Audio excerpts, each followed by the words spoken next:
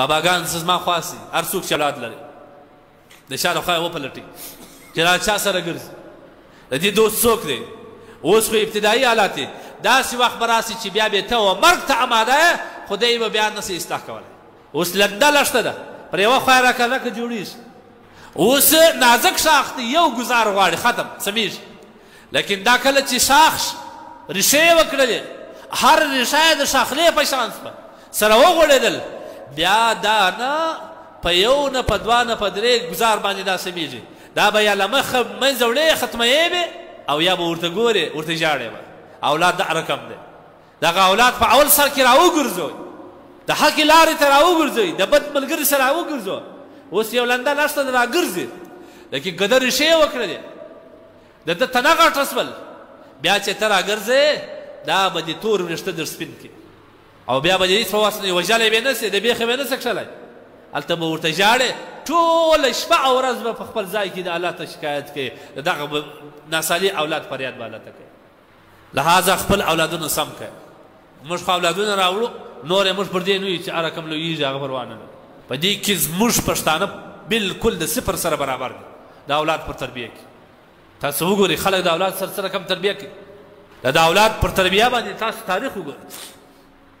حضرت مولانا زکریا رحمه الله پلار مولانا یحیی رحمه الله نومې دی دغه مولانا یحیی رحمه الله مور حافظه د قرآن کله چې به دی شیدو ته اچوي د دې لپاره نه اچوي چې زه دی موړ کړم ولاړه اودس به وکړي او دی به شیدو ته واچوي چې خدایه دی زه ساتم دا به سبا د دین یو عظیم خادم ځین جوړ شي په دغه نیت یې ساتم بیا اودس وکړي او خپل شیدو ته بیا واچوي شیدو ته چې بیا واچوي د قرآن تلاوت به شروع کړي تلاوت به شروع کړي دغه مولانا یحیی رحمه الله چې 2 کلو ته رسېدی یو پاو قرآن یې په یاد د مور په غېږ کې په یاد کړ نو زما د پلار په غېږ کې څه شي پرته زموږ د معاشرې د مور په غېږ کې څه شي پروت دی سروز غیبت بهتان شکنځل پلار خو چې راسي د هدایت په ځای دا دی چې دی راسي اوله وار ځي پر غېږ کښېني پر ځګاره کښېني وي او هلته خپل هم نامحرم شیان ګوري ده ته موږ ښکاره کړي بیا به دا ځي پر 15 کلن باندې غلا کوي ټلیفون به پیدا کوي دا واورئ غلا به کوي بیا به ټلیفون پیدا کوي لهذا مهم صحبت اول د مور پلار دی مور پلار لکه څنګه چې دی دغه عذر بولي چې زه نه یم خلاص په کاروبار اخته یم دی چې پر اړخوا ولاړي الله تبارک وتعالی ته دومره نه یې مکلف کړي چې ته دومره کاروبار ته وخت ورکړي چې ستا اولاد مخ پر ګمراهي راوالي تر ټولو مهم اول اولاد دی اول یې اصلاح وکړه د لوږې نه مرې لیکن روحاني مرګ یې د دغه څه دی چې دی بېلاره سي بېلاري غټ شی صحابه کرامو زندګي تاسو مطالعه دی د نبي علیه الصلوة والسلام سره ملګري سو حضرت عمر رضی الله عنه چې د نبي علیه الصلوة والسلام په قتل پسې راوتلي العیاذ بالله لیکن الله تبارک وتعالی چې کله د نبي صحبت دته نصیب کړي بیا کوم حال ته ورسېدي لو کان بعدي نبي لکان عمر